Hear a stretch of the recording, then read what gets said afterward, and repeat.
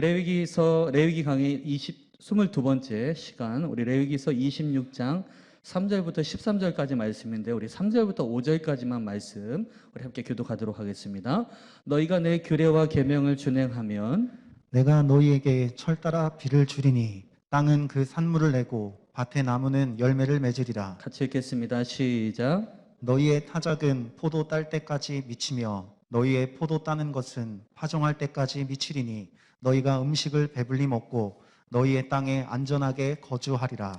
아멘. 우리 레위기서 26장 3절부터 13절 말씀을 가지고 오늘은 축복의 퍼즐의 4가지 열매라는 제목으로 함께 은혜를 나누고자 합니다. 우리 제목 한번 읽어볼까요? 시작. 축복의 퍼즐의 4가지 열매. 네, 우리는 지난 시간에 축복의 퍼즐을 맞추라라는 축복의 퍼즐에 대해서 말씀을 나눠보았습니다. 그래서 그 3가지가 있다고 그랬습니다. 축복의 퍼즐 3가지가 있었는데, 첫 번째가 공간이었고, 두 번째가 시간, 그리고 세 번째가 임재와 관련된 것이었습니다. 네, 첫 번째는 무엇입니까? 자기를 위하여 우상을 만들지 말라. 자, 따라하겠습니다. 자기를 위하여 우상을 만들지 말라. 만들지 말라. 여러분, 우상을 만든 이유는 나를 위해서 만드는 거예요. 나를 위해서. 나의 만족과 유익을 위해서 우상을 만든다. 그러니까 이거를 만들지 말라. 왜? 하나님께서 채워주실 것이기 때문에 내가 굳이 우상을 만들어서 내가 채울 필요가 없다라는 사실인 것입니다. 그리고 하나님께서 이 허락하신 땅에 우상을 만들어 놓게 되면 하늘로부터 이 땅 가운데 복이 임하게 되는데, 그 우상이 그 모든 것들을 다 막아버림으로 말미암아 하늘의 것을 받지 못하기 때문에, 그래서 우상을 만들지도 말고 반드시 제거해야 한다라고 말씀하셨습니다. 자, 그래서 이스라엘 백성들이 가나안 땅에 들어가면서 가장 먼저 하는 작업들이 우상들을 없애는 것이었습니다. 자, 그리고 두 번째는 시간과 관련된 것이었습니다. 두 번째는 무엇입니까? 시작. 내 안식일을 지키라. 네, 따라하겠습니다. 내 안식일을 지키라. 안식일이 누구의 것이라고요? 하나님의 것이라고 그랬습니다. 여러분, 땅도 누구의 것이라고 그랬습니까? 하나님 내 것이라고 하였습니다. 네, 우리는 시간에 있어서 6일을 살고 안식하는 존재가 아니라, 6일을 살고 나머지 찌꺼기 시간 안식하는 것이 아니라, 하나님 안에서 먼저 안식하고 그리고 그 생명과 능력을 공급받고 나머지 그 6일을 살아가는 존재이다. 이게 다른 거예요. 세상과 다른 것은 우리는 하나님 안에 안식하고 나머지를 살아가는 거예요. 그러나 세상은 어때요? 거꾸로 돌아가죠. 자기의 만족과 유익을 위해서 열심히 돈 벌고 이제 그냥 쉬어야지.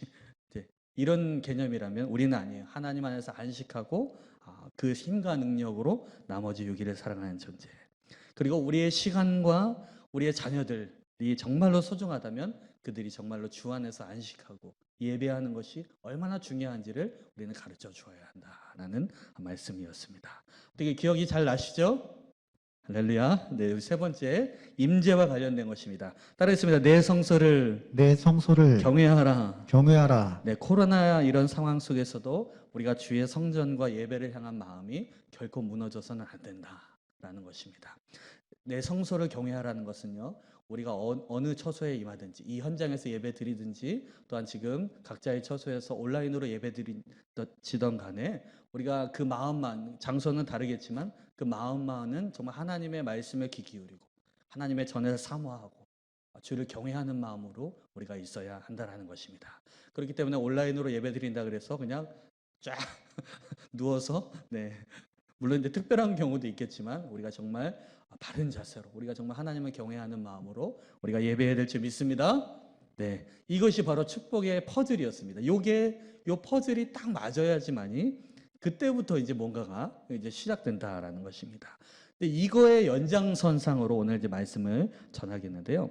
자, 그렇다면 이 3가지의 축복의 퍼즐이 맞춰졌을 때 하나님께서는 이제 그냥 퍼즐 맞췄으니까 자, 이제 끝났다, 집에 가라, 그것이 아니라는 것이죠.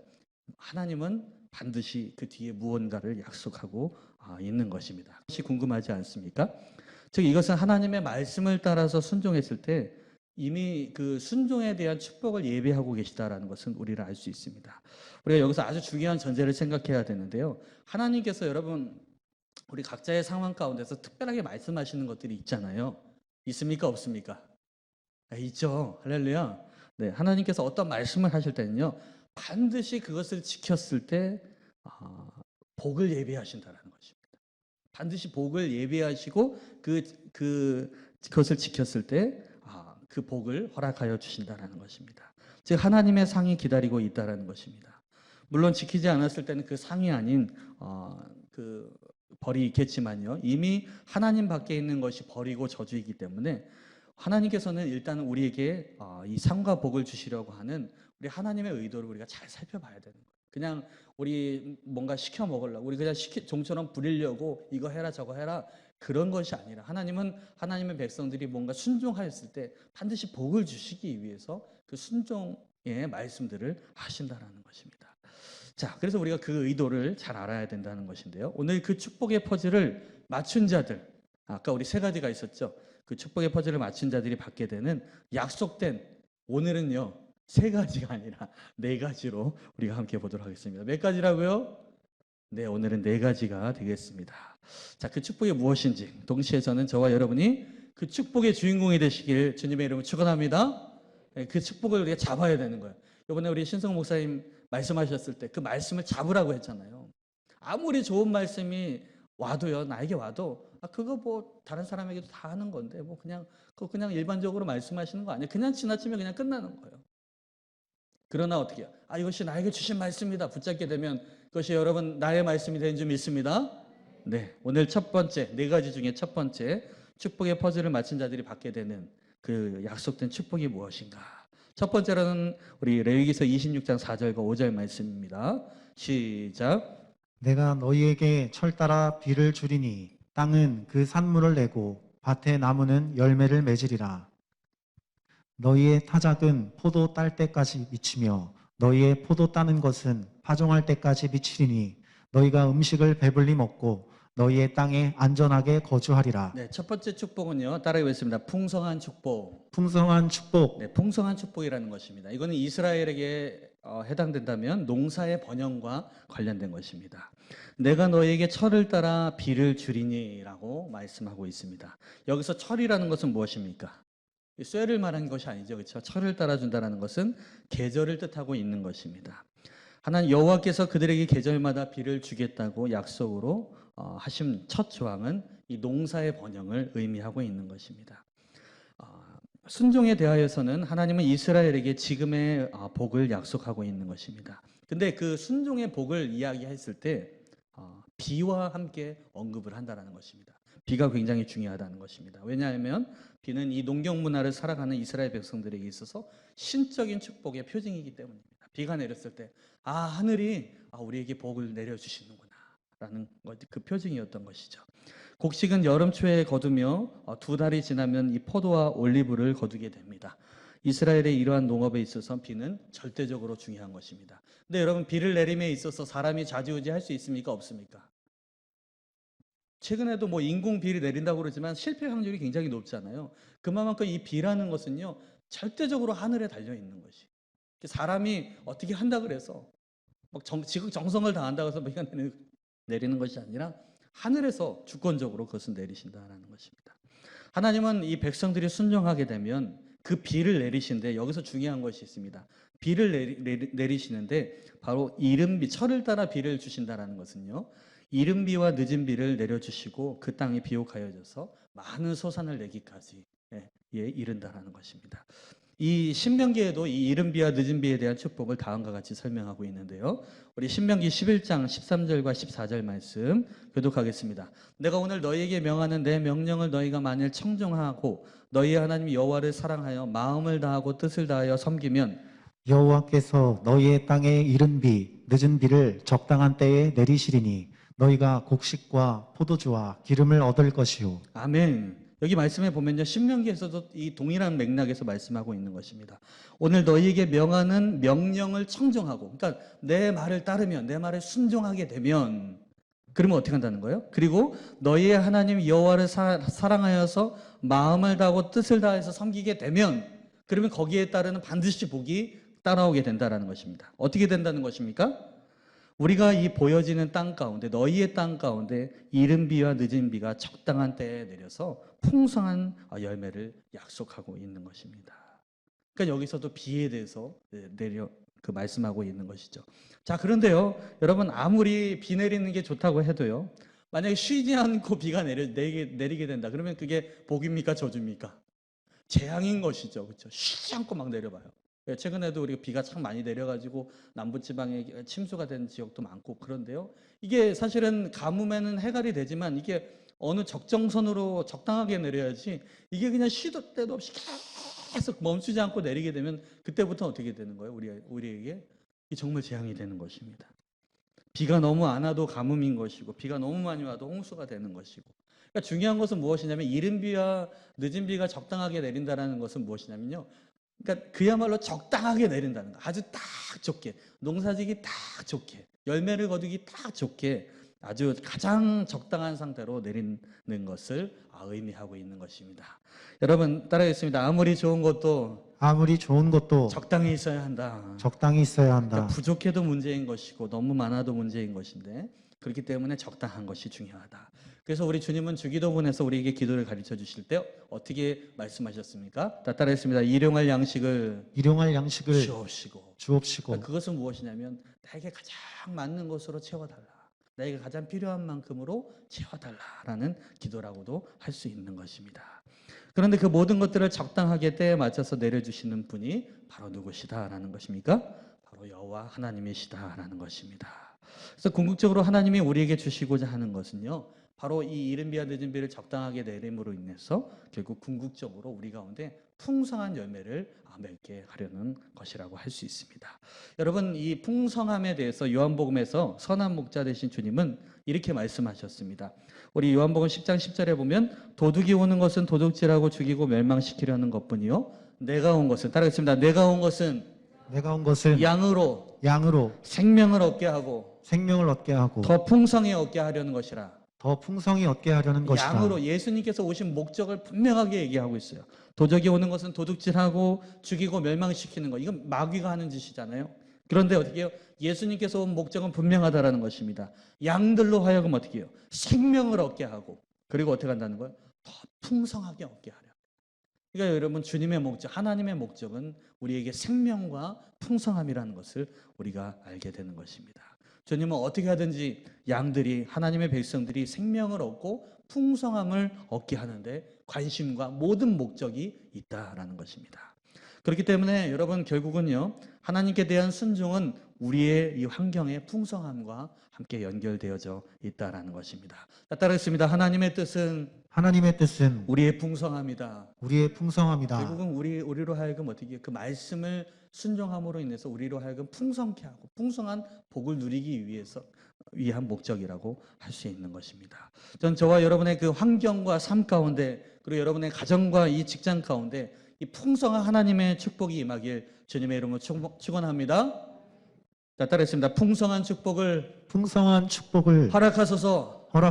아멘. 여러분 이런 거 할 때 우리 그냥 하면 되겠습니까? 자 주먹 한번 치시고요. 자 이양하는 것. 자 풍성한 축복을 허락하소서. 아멘. 여러분 우리가 이 축복을 받아야 될 줄 믿습니다. 자 두 번째 우리 축복의 퍼즐을 맞췄을 때 주어지는 그 두 번째 축복은 무엇입니까? 자 따라해 보겠습니다. 승리의 축복. 우리 레위기서 26장 6절과 8절까지 말씀입니다. 교독하겠습니다. 내가 그 땅에 평화를 줄 것인즉 너희가 누울 때 너희를 두렵게 할 자가 없을 것이며 내가 사나운 짐승을 그 땅에서 제할 것이요 칼이 너희의 땅에 두루 행하지 아니할 것이며 너희의 원수들을 쫓으리니 그들이 너희 앞에서 칼에 엎드러질 것이라. 같이 읽겠습니다. 또 너희 다섯이 백을 쫓고 너희 백이 만을 쫓으리니 너희 대적들이 너희 앞에서 칼에 엎드러질 것이며. 네, 두 번째로는 승리의 축복인 것입니다. 이것은 전쟁에서의 승리와 평화와 관련된 것입니다. 전쟁, 적들과의 전쟁에서의 승리 그리고 그것을 유지할 수 있는 평화와 관련된 것이라고 할 수 있습니다. 여러분 한번 생각해 보시기 바랍니다. 아무리 이스라엘 백성들에게 늦은 비와 그 이른 비와 늦은 비가 적당하게 내리고 창고에다가 가득 수확물을 채우게 되고 풍년이 와서 잔치를 한다 할지라도 많은 수확물을 거두어서 잔치를 한다 할지라도 만약에 주변 나라가 그냥 전쟁에 쳐들어오게 되면 그거 어떻게 되는 거예요? 다 뺏기게 되는 것입니다. 아무런 소용이 아무리 고생해서 다 거두었는데 어떻게 뺏어가면 약탈당하면 아무 소용이 없는 것입니다. 그러니까 이 아까 그 풍성함의 축복에 대한 말씀을 하신 다음에 그 다음에 나오는 것이 바로 이 승리의 축복이라는 것이죠. 그러니까 오늘 이 말씀은요, 너희가 말씀에 순종하게 되면 너희의 승리와 평화를 내가 보장해 주겠다라고 말씀하시는 것입니다. 여러분 믿으십니까? 여러분 승리와 평화에 대한 보장이 없이 거두어들인 농사 수확물들은 불안한 것입니다. 그러니까 갖고 있을수록 더 불안한 거예요. 차라리 없으면 뺏기는 것이라도 없죠. 많이 거두었는데 그것을 그냥 어느 순간에 뺏기게 된다면 그것은 그것 자체가 두려움인 것이고 불안해할 수밖에 없는 것인데요. 당시 이스라엘 백성들, 이스라엘 그 땅, 가나안 땅은요, 주변에 어떻게 해요? 많은 그런 적국들이 있었고요. 또 그들에게 또 두려움이 있었다면 무엇이냐면 야생동물들이 주변에 그 두려움의 근원이라고 여기 말씀하고 있는데요. 근데 여기서 그것을 어떻게 극복하고 어떻게 승리를 허락하여 주시는가? 두 가지 영역에서 말씀하고 있는데요. 그것을 첫 번째 보면요. 그 땅에서 백성을 괴롭힐 자들이 없게 될 것이다 라고 말씀하고 있습니다. 우리 26장 6절 말씀 한번 보겠습니다. 시작. 내가 그 땅에 평화를 줄 것인즉 너희가 누울 때 너희를 두렵게 할 자가 없을 것이며. 여호와께서 말씀하시는 거예요. 내가 그 땅에 평화를 줄 것이다. 샬롬을 줄 것이다. 그리고 너희가 누웠을 때, 여러분 눕는다는 건 뭡니까? 내가 그냥 안식을 취하고 잔다라는 거예요. 다 무장 해제하고 그냥 편안하게 가정에서 잔다라는 것을 의미하고 있습니다. 그런데 어떻게 해요? 너희가 누울 때 너희를 두렵게 할 자가 없을 것이며. 할렐루야. 그러니까 하나님께서 어떻게 해요? 친히 창과 방패가 되어 지금 막아주신다는 것입니다. 하나님께서 평화를 보장해 주신다는 것입니다. 그리고 또 다음 26장 6절에 보면요. 이것은 어떻게 해요? 야생동물의 위협에서도 보호해 주신다는 건데요. 읽어보겠습니다. 시작. 내가 사나운 짐승을 그 땅에서 제할 것이요 칼이 너희의 땅에 두루 행하지 아니할 것이며. 아멘. 그러니까 아까는요, 그 외부의 공격이라면 이거는 이제 내부, 그들 안에 있는 내부의 공격에서도 막아주시겠다라고 말씀하고 있는 것입니다. 그리고 오히려 그 원수들을 쫓아낸다라고 말씀하고 있습니다. 칼이 너희의 땅에 두루 행하지 아니할 것이다. 그러니까 전쟁의 승리를 약속하고 있는 것입니다. 여러분, 우리가 승리하는 비결, 이 말씀을 통해서 우리가 알 수 있는 것은 무엇입니까? 우리의 승리의 비결은요, 내가 싸움 잘해서 힘이 세서 이기는 것이 아니라 어디게요? 하나님의 백성들은 하나님의 말씀에 순종함으로 하나님께서 우리에게 승리를 허락하여 주신 줄 믿습니다. 내가 막 힘자랑해서 싸우는 거, 내 무기 막 갖춰가지고 싸워서 이기는 것이 아니라 어떻게 해요? 하나님의 말씀을 순종함으로 하나님께서 우리에게 승리를 허락하여 주신다는 것입니다. 그렇기 때문에 승리는 하나님의 선물이기도 한 것입니다. 그렇기 때문에 그리스도인들의 무기는 내 힘과 능력이 아니라 바로 하나님의 말씀에 대한 순종이다. 따라하겠습니다. 우리의 무기는 말씀에 대한 순종입니다. 말씀에 대한 순종입니다. 네, 그 사실을 기억하시기 바랍니다. 말씀에 대한 순종이 바로 우리에게 적들로부터 우리를 승리케 하신다라는 것입니다. 오늘 저와 여러분들의 삶 가운데 이 말씀의 순종함으로 말미암아 여러분들의 적으로부터 승리를 거머쥐시길 주님의 이름으로 축원합니다. 아멘. 하나님께서 지켜주셔야 되는 거예요. 아무리 여기서 준비해도 하나님께서 지켜주시지 않으면 소용이 없어요. 다 새나가는데요. 근데 어떻게 하나님께서 보장해 주시겠다라는 이 승리의 축복을 우리가 함께 누려야 될 줄 믿습니다. 자, 우리 세 번째입니다. 세 번째 말씀. 자, 우리 레위기서 26장 9절부터 10절까지의 말씀 교독하겠습니다. 내가 너희를 돌보아 너희를 번성하게 하고 너희를 창대하게 할 것이며 내가 너희와 함께 한데 언약을 이행하리라. 10절 말씀. 너희는 오래 두었던 묵은 곡식을 먹다가 새 곡식으로 말미암아 묵은 곡식을 치우게 될 것이며. 네, 세 번째 축복은 무엇이냐면 따라해 보겠습니다. 번성의 축복입니다. 번성의 축복입니다. 번성의 축복을 이야기하고 있습니다. 자, 여기 9절 말씀에 보면요. 첫 번째는 내가 너희를 어떻게 할 것이다라고 그랬습니까? 자, 따라했습니다. 돌보아. 돌보아. 네, 그러니까 하나님께서 계속 지금 순종하는 자들에게 주실 그 복들을요 계속 자세하게 풀어서 지금 말씀하고 계신 것입니다. 내가 너희를 돌볼 것이다. 그리고 그 돌보는 것으로 끝나는 것이 아니라 어떻게 해요? 너희를 번성하게 할 것이다. 근데 번성하게 하는 것으로 끝나는 것이 아니라 어떻게 나아갑니까? 점점 확대가 되는 것을 보게 됩니다. 자, 따라했습니다. 너희를 창대하게 할 것이며.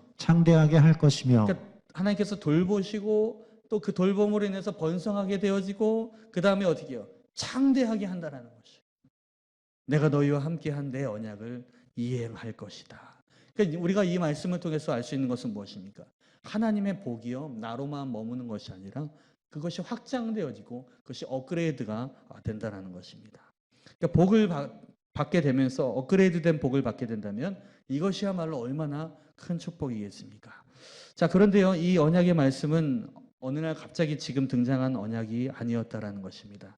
이것은 이미 수백 년 전에 아브라함과 한 약속에 의거하여서 지금 여기서 등장하게 되는 것을 보는데요. 우리 아브라함과 한 약속이 무엇이었는지 우리 창세기 17장 8절과 9절 말씀 읽겠습니다. 내가 너와 내 후손에게 내가 거류하는 이 땅 곧 가나안 온 땅을 주어 영원한 기업이 되게 하고 나는 그들의 하나님이 되리라. 하나님이 또 아브라함에게 이르시되 그런즉 너는 내 언약을 지키고 내 후손도 대대로 지키라. 이게 아브라함과 첫 번째 하신 그런 약속, 언약이라고 할 수 있습니다. 내가 너와 내 후손에게 내가 거류하는 이 땅, 가나안 땅, 온 땅을 줄 것이다. 그리고 어떻게 해요? 영원한 기업이 되게 할 것이다. 그리고 뭐라고 말씀하고 있습니까? 자, 따라했습니다. 나는 그들의 하나님이 되리라. 아멘. 아멘. 이때가 언제였습니까? 이때는요, 여러분 이삭이 태어나기도 전입니다. 아들이 있기도 전이에요. 근데 하나님께서 어떻게 지금 이미 수백 년 후를 내다보시고 말씀을 약속해 주시는 거예요. 내가 너와 내 후손에게, 지금 아들 하나도 없는 그 아브라함에게 말씀하시는 거예요. 내가 너와 내 후손에게 내가 거류하는 이 땅 곧 가나안 온 땅을 주어서 영원한 기업이 되게 할 것이다. 그리고 나는 그들의 하나님이 될 것이다. 아니 지금 그 한 사람도 없는데 그들의 하나님이 된다고요? 아브라함 입장에서 어떻게 해요? 현실적으로 전혀 이해가 안 되는 거예요. 지금 내가 원하는 것은 아들인데, 자식인데, 자식 하나도 없는데 무슨 그들 뭐 후손들 이야기가 나오나. 그러나 하나님은, 자, 따라했습니다. 하나님은 영혼을 보고 말씀하신다. 영혼을 보고 말씀하신다. 하나님은요, 영혼을 보고 말씀하신다. 시간과 공간을 초월하여서 우리에게 약속하신 하나님인 줄 믿습니다. 그리고 반드시 이루시는 하나님인 줄 믿습니다. 그래서 9절에 보니까 하나님이 또 아브라함에게 이르시되 그런즉 너는 내 언약을 지키고 내 후손도 대대로 지키라. 그러니까 아브라함과 언약을 맺으시고 너의 후손들도 이삭을 통하여서 그 다음에 날 후손들도 이 언약 가운데 머물러 있어야 된다라고 하나님께서 여기서 어떻게 해요? 아주 자세히 말씀해 주시는 것이에요. 그러니까 이게 이 말씀이 지금 오늘 이 레위기의 축복의 말씀과도 연결된다라고 할 수 있습니다. 그러니까 아브라함의 언약을 근거로 하여서 하나님은 말씀을 순종하는 자에게 그 축복을 약속하고 있는 것입니다. 그런데 더 구체적으로 점점 우리가 보게 된다면요. 자, 여러분, 이스라엘의 축복은 결국은 거슬러 가면 이 아브라함의 언약과 연결되어져 있습니다. 자, 그런데 여기서 중요한 것이 있는데 무엇이냐면 여러분 이 성경은요. 구약과 신약으로 이루어져 있습니다. 자, 우리가 잘 알고 있듯이 그러니까 예수 그리스도를 기점으로 하여서 이 옛 언약, 구약과 새 언약, 이 신약이 함께 있는데요. 자, 그렇다면 이 옛 언약과 새 언약을 모두 이루신 분이 바로 예수 그리스도라는 사실인데 이 구약과 신약이 따로 존재하는 것이 아니라 별개가 아니라 바로 다 연결되어져 있다라는 것입니다. 그리고 그 언약이 구체적으로 점점 확장되어져 있다라는 것을 우리가 성경을 통독하게 되면 우리가 알 수 있게 되는 것이죠.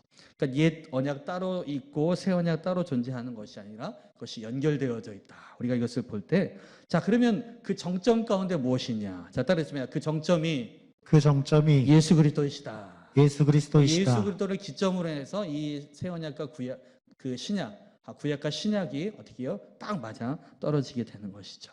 즉 모든 언약을 이루신 분이 바로 예수 그리스도라는 사실인 것입니다. 자, 그런데요, 여러분 우리가 마태복음 1장 1절에 보면 우리가 이 부분 우리가 잘 알고 있는 말씀이죠. 네. 우리 말라기 끝나고 딱 마태복음 넘어가면 신나죠. 그렇죠? 기분이. 자, 우리 마태복음 1장 1절 말씀 우리 같이 힘차게 읽어보겠습니다. 시작. 아브라함과 다윗의 자손 예수 그리스도의 계보라. 자, 여기 보면요, 여러분 우리가 1장 1절을요 우리가 그냥 족보 수준으로만 생각해서는 안 됩니다. 우리가 잘 뜯어보면요, 이 마태가 소개한 이 마태복음의 이 계보는요, 아브라함과 다윗 이들은 구약의 대표적인 하나님의 언약을 받은 그 계보의 대표적 인물이라고 할 수 있는 거예요. 그냥 많이 알려졌으니까 여기다 지금 껴 맞춘 것이 아니라 이 아브라함과 다윗은요, 하나님과 언약을 맺은 정말 중요한 사람이라고 할 수 있는 거예요. 그래서 아브라함 언약, 다윗 언약이 굉장히 중요한 것이죠.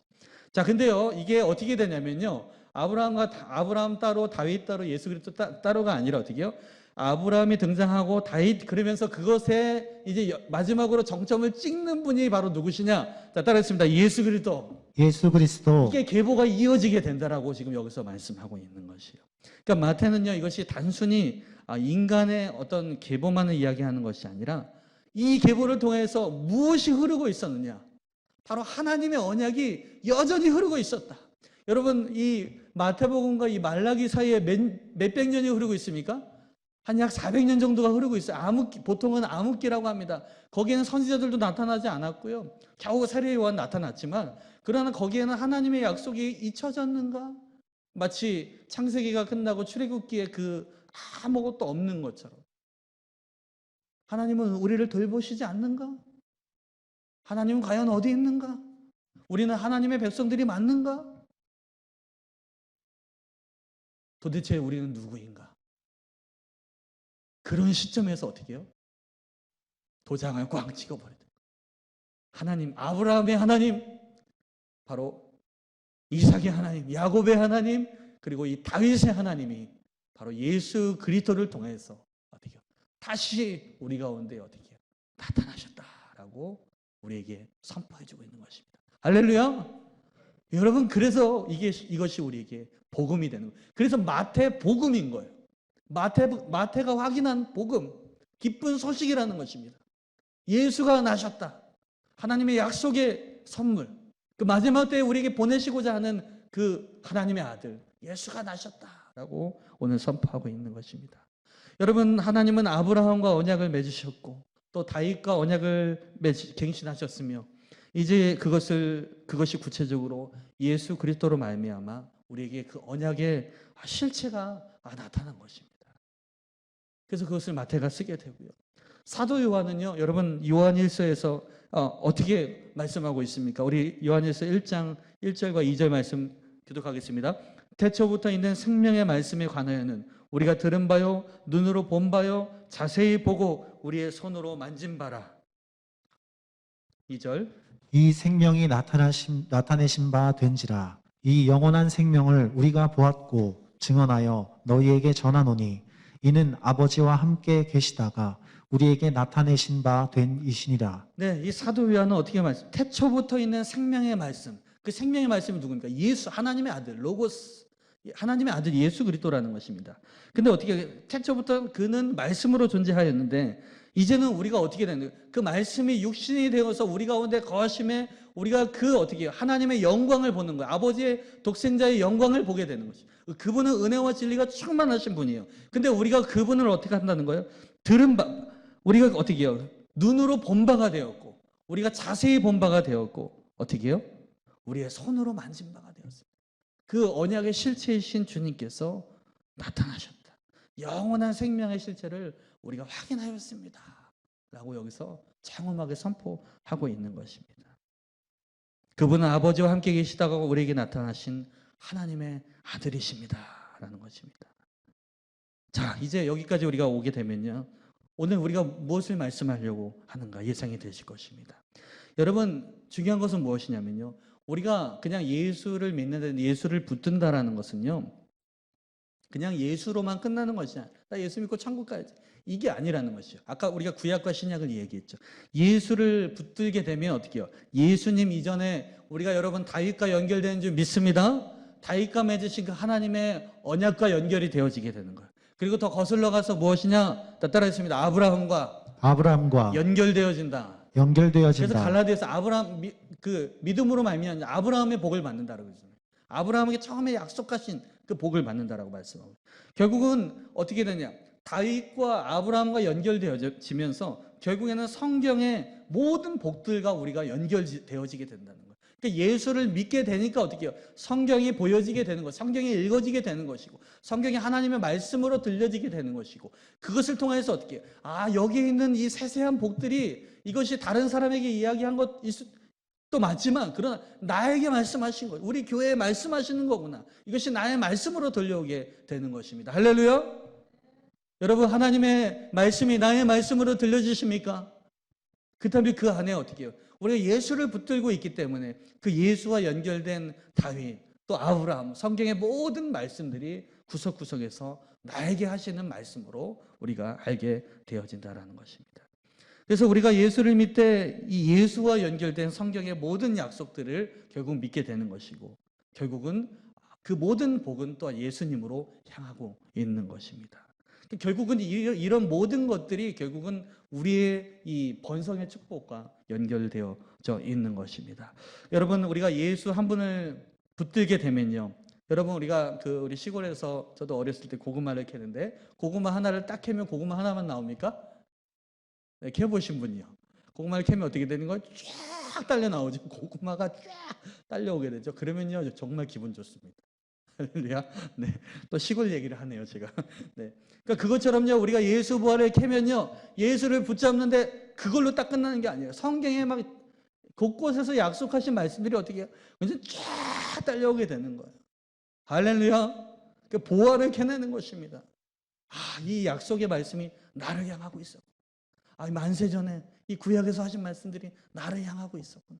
그러니까 성령님은 계속 어떻게 해요? 예수를 믿는 우리에게 그 말씀이 바로 너에게 한 말씀이다라고 어떻게 해요? 지금도 계속 우리에게 진리의 길로 인도해 주시는 분이라는 것입니다. 할렐루야. 그러니까요, 여러분, 우리가 예수를 믿는 것이 얼마나 중요한 것인가. 예수를 믿는 것이 결국은 성경의 모든 약속들을 나와 연결시켜주는 아주 중요한 것이라는 것입니다. 여러분, 오늘 저와 여러분 가운데 예수로 말미암아 이 놀라운 그 번성의 축복을 받으시길 주님의 이름으로 축원합니다. 축원합니다. 자, 이제 네 번째입니다. 네 번째 왔습니다. 자, 우리 26장 11절과 12절 말씀 교독하겠습니다.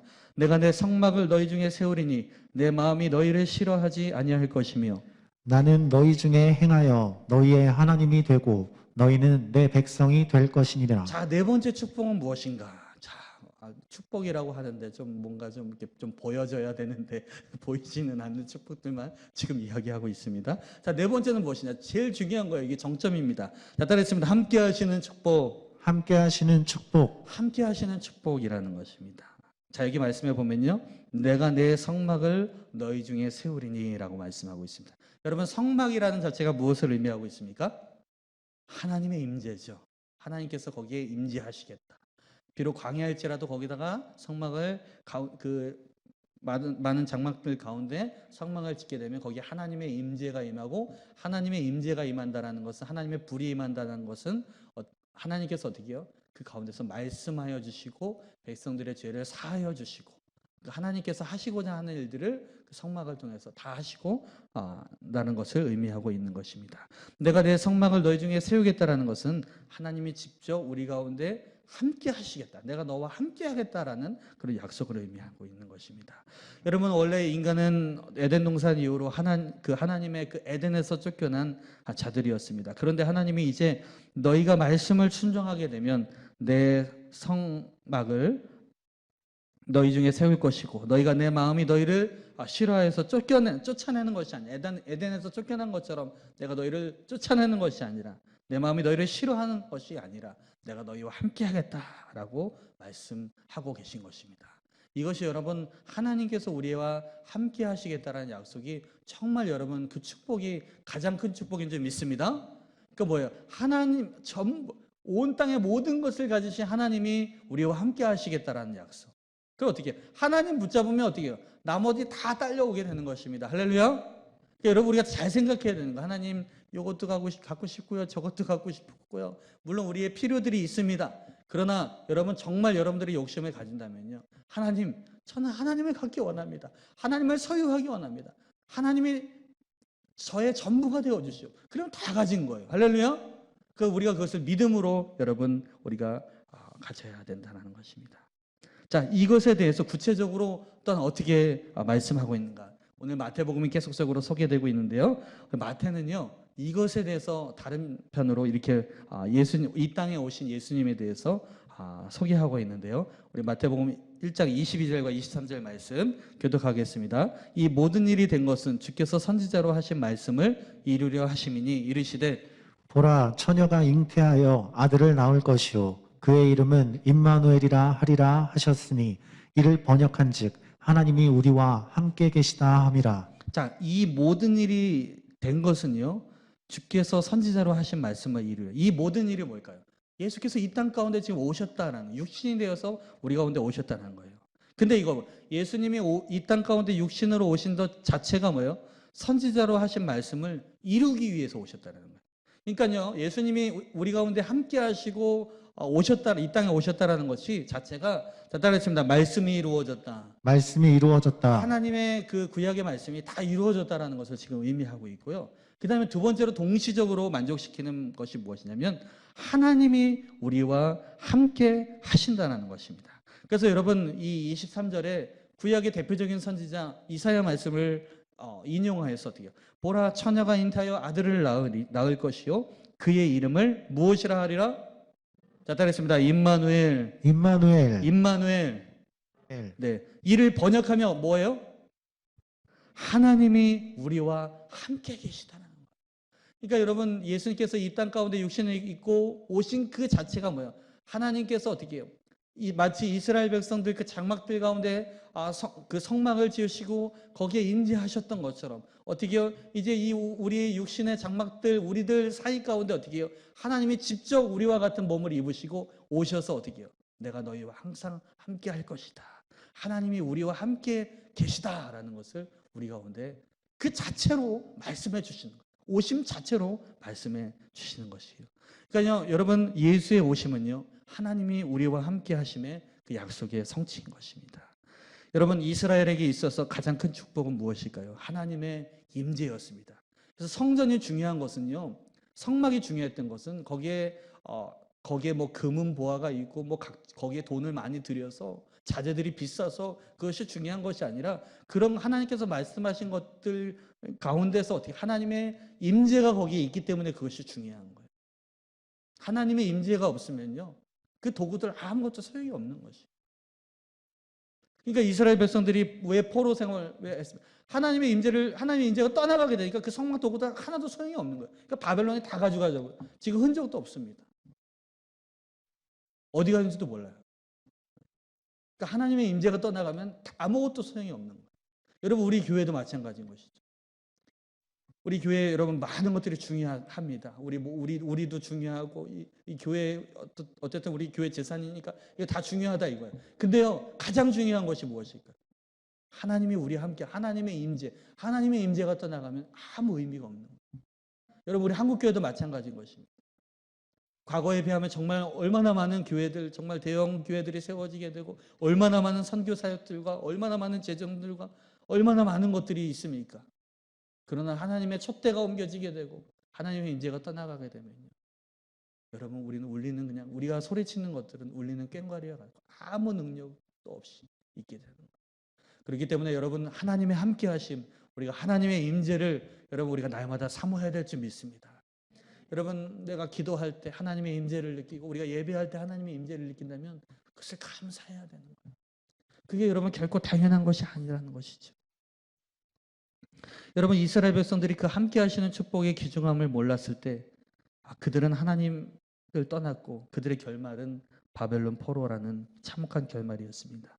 이것은 무엇을 말합니까? 예루살렘을 유지케 하였던 것은 이스라엘 백성들의 그 견고한 성과 칩천단 무기에 있지 않고 여호와께서 함께 하심이었다는 것입니다. 우리도 마찬가지로 하나님이 우리와 함께 하신다는 것은 결코 당연한 것이 아니라는 것입니다.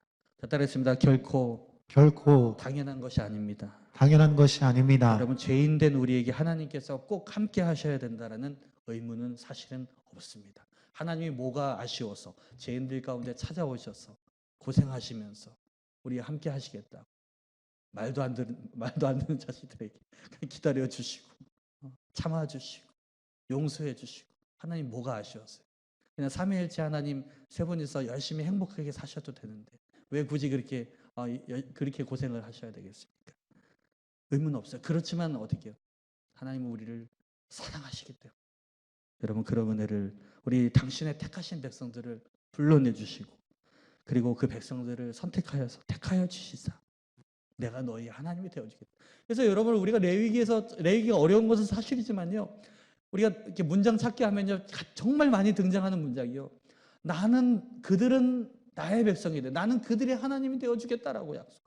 이게 하나님의 의지예요. 강력한 의지고 사랑이요.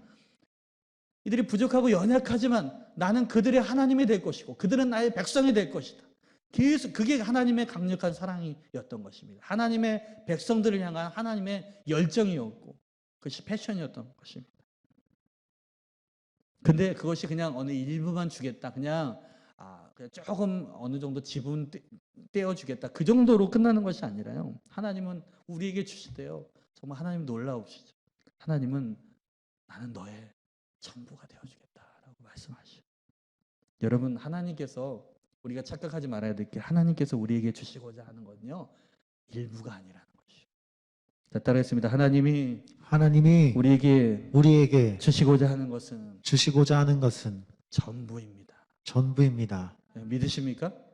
하나님 뭘 언제 전부를 주셨다고 내가 필요한 것도 잘 안 채워주시면서 여러분 아니에요. 하나님이 우리에게 주시고자 하는 것이 전부라는 사실을 우리가 무엇을 통해서 증명할 수 있냐? 자막에는 없지만요. 로마서 5장 8절 말씀 우리가 잘 알고 있지만 우리가 아직 죄인 되었을 때 그리스도께서 우리를 위하여 죽으심으로 하나님께서 우리에 대한 자기의 사랑을 확증하셨느니라 라고 말씀하고 있습니다. 네, 바로 그렇습니다.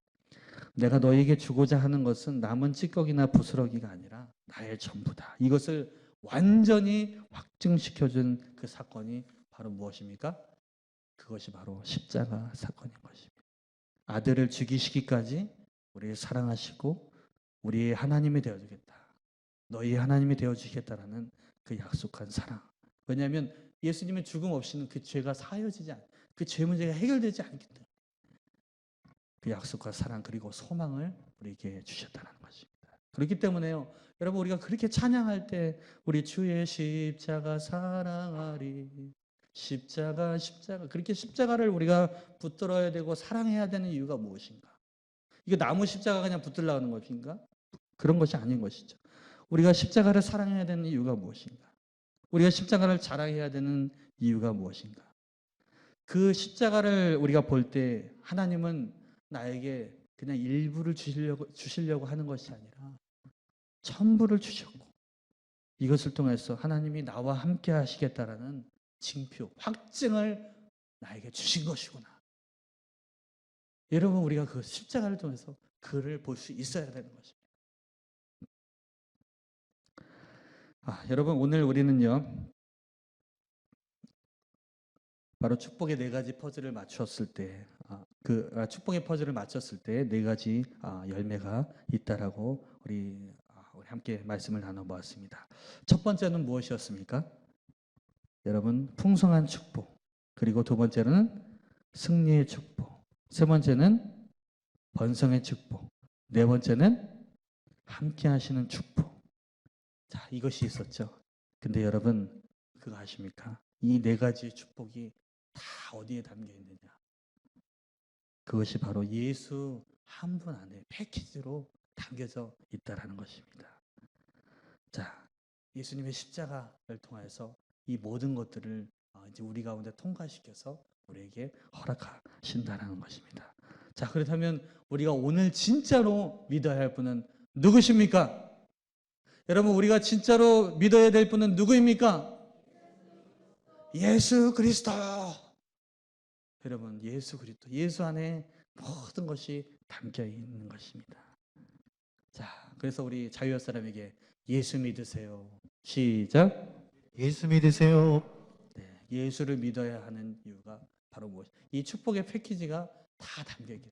풍성한 축복이 담겨져 있고 승리의 축복이 담겨져 있고 그 약속을 통해서 이 번성의 축복이 약속되어져 있고 또 임마누엘 함께 하시겠다는 그 축복이 예수 안에 패키지로 담겨 있기 때문에 그래서 우리가 예수를 믿는 것입니다. 여러분 오늘도 이 축복의 퍼즐을 맞춰서 정말 여러분 예수 한 분 붙잡음으로 말미암아 이 모든 네 가지의 축복, 정말 성경에서 오늘 말씀에 대한 순종의 축복인데요. 이 축복을 누리시는 그 주인공들이 되시길 주님의 이름으로 축원합니다.